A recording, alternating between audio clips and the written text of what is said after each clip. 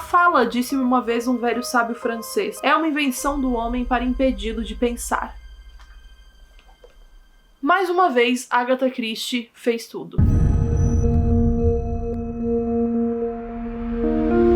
Hoje eu vou contar um pouquinho da experiência de ter relido Os Crimes ABC 13 anos depois de ler pela primeira vez, e meu Deus do céu, como que Agatha Christie só fica melhor com o tempo, é igual vinho, meu Jesus. E antes de tudo, eu só quero lembrar você de dar o joinha. Eu sei que eu sempre esqueço de lembrar vocês de dar o joinha, mas enfim, agora eu lembrei, por favor, ajuda muito. E também, por favor, assista até o final, porque eu tenho uma notícia pra dar que envolve outro conteúdo e outro canal, e eu tô muito empolgada. Os Crimes ABC vai contar a história por um outro ponto de vista, o ponto de vista do Hastings, que é um ajudante do Poirot, né, do Hercule Poirot, que é o nosso detetive querido e amado de todas as histórias, quer dizer, da maioria das histórias da Agatha Christie. Aqui a história começa com o Poirot recebendo uma carta de um assassino.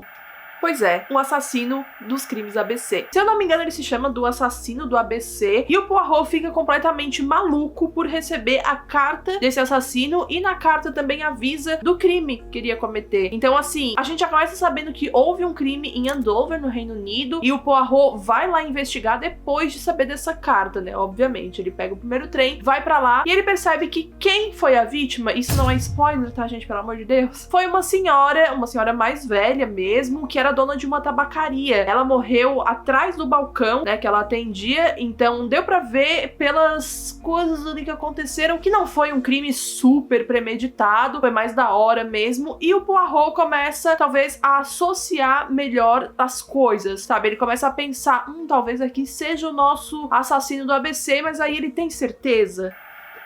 Sai.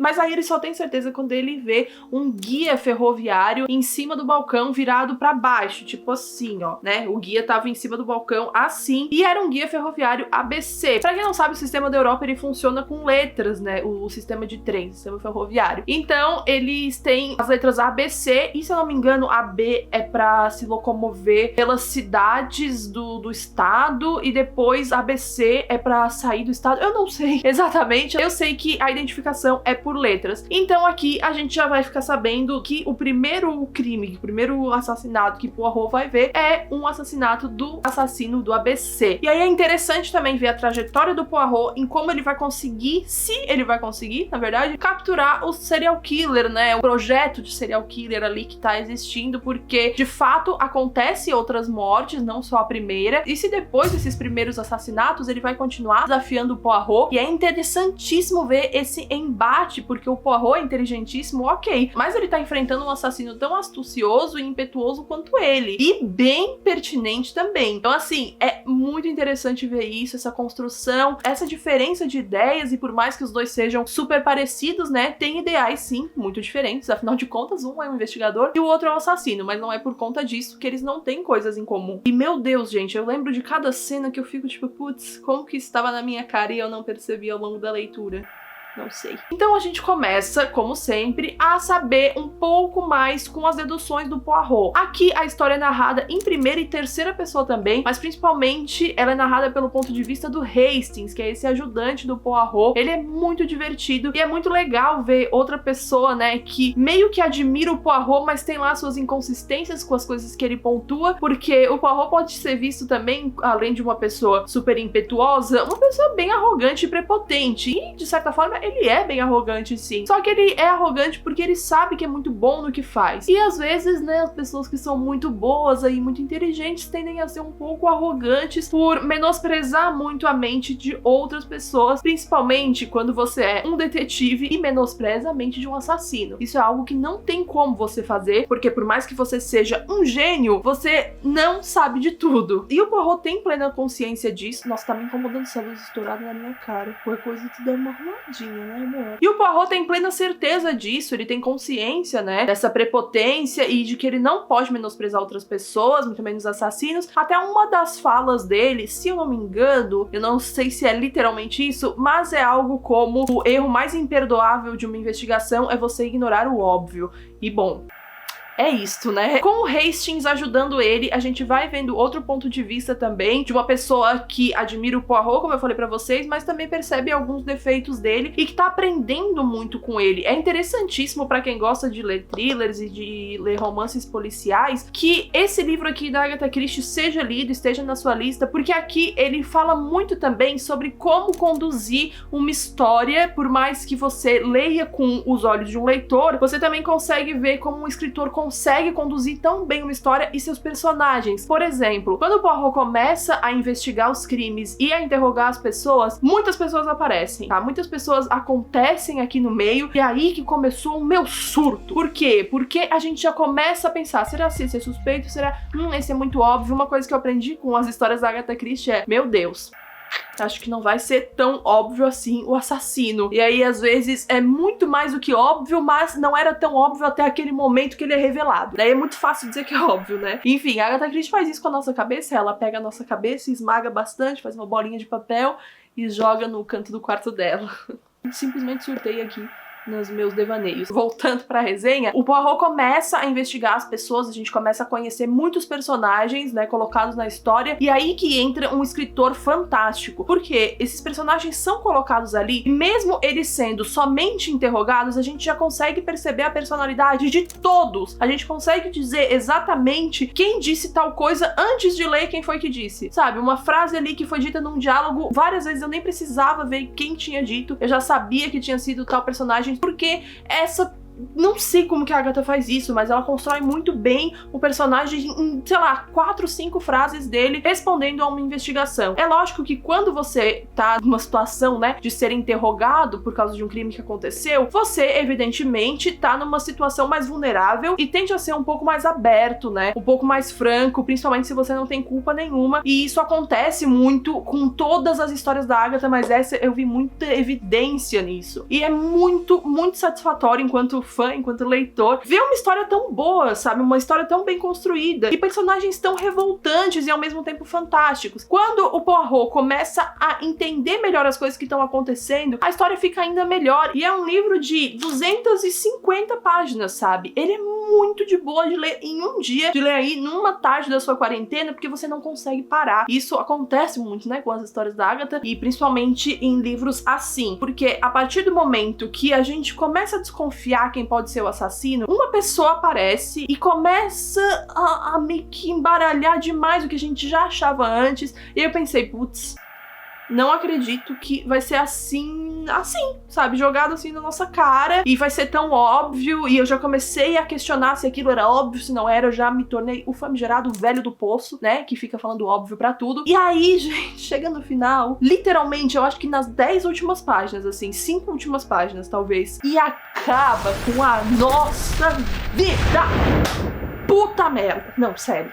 Sério, não tem como, eu não tenho condição. Eu não tenho mais condição física e mental. Física eu tenho, né? Porque eu preciso só ficar sentada. Mas não tenho mais condição mental pra lidar com os thrillers da Agatha, as histórias, os romances policiais dela, que são muito bons. Essa mulher era uma gênia. Esse livro foi publicado em 1936, eu acho, e é uma obra-prima. Ele é muito bom. Eu sei que muita gente, né, às vezes fica lendo os livros e fala, putz, eu não gostei tanto porque não me surpreendeu. As pessoas que gostam de thriller, eu já falei isso em vários outros vídeos, mas um thriller não necessariamente precisa te surpreender, te deixar sem ar e etc. Ele precisa, pelo menos na minha concepção, te manter fissurado no livro, te manter super entretido a ponto de você não conseguir fazer outra coisa além de terminar a história. Porque o autor, ele precisa te fazer uma promessa lá no início do livro, que é, você precisa saber disso. Será que você vai descobrir? E aí ele vai prometendo página após página várias coisas que vão sendo resolvidas. Se isso vai acontecendo no corpo da história, esse já é um thriller excelente pra mim. E espero que pra vocês também, né? Que vocês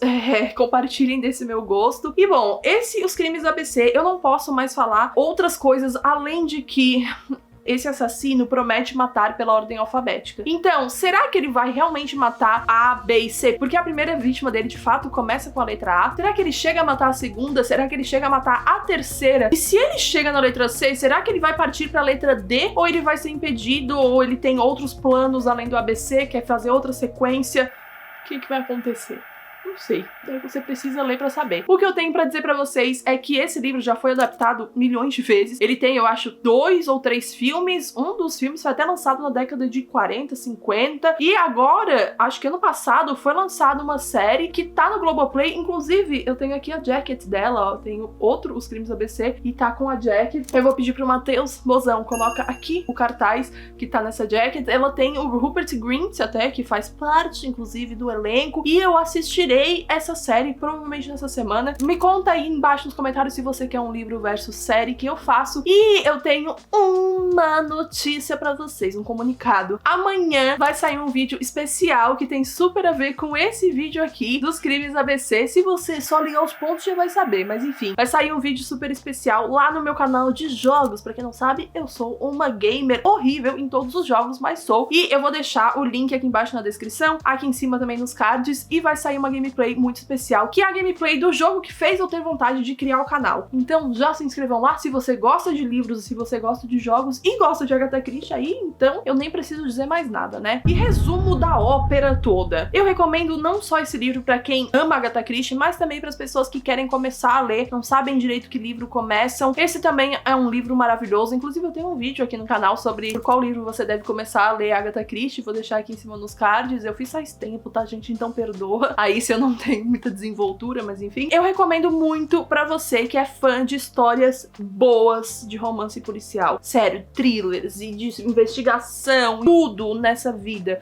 porque essa mulher é perfeita. Sério, que história maravilhosa. E é claro que existem algumas ressalvas, porque às vezes numa descrição de uma mulher ela fala de uma forma meio sexista. Isso já aconteceu também em outros livros dela, né, que ela não só foi sexista, mas às vezes foi até meio preconceituosa mesmo. Mas na época, gente, assim, é foda, porque anos 30, anos 20, alguns livros, né, então eu fico meio assim de chegar e julgar no todo, mas não tem a ver com nossa, Agatha Christie cancelada, e sim a ver com a gente mudar essa percepção, né? E ver como era bizarro antigamente que algumas coisas fossem simplesmente super normais, né? No cotidiano deles, na rotina deles, dos escritores. E pra gente abrir a nossa mente e mudar essa percepção, ler e pontuar realmente, problematizar mesmo algumas coisas, porque são coisas que não podem ser deixadas pra trás, passarem, ai, gente, aconteceu aquilo ali, mas deixa. E é claro que eu vou pontuar aqui sempre que eu vir alguma coisa assim. E bom, eu não tenho muito mais coisas para falar. O que eu tenho pra falar é, o livro melhora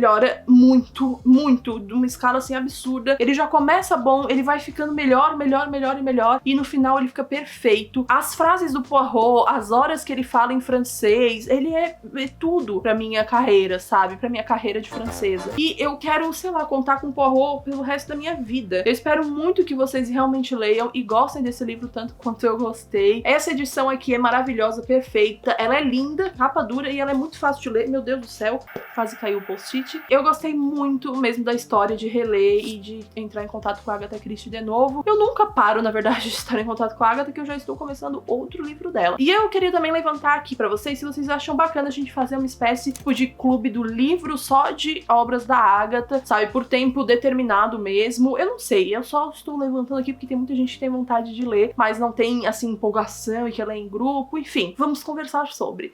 Vejo vocês no vídeo que vem, um beijo, tchau!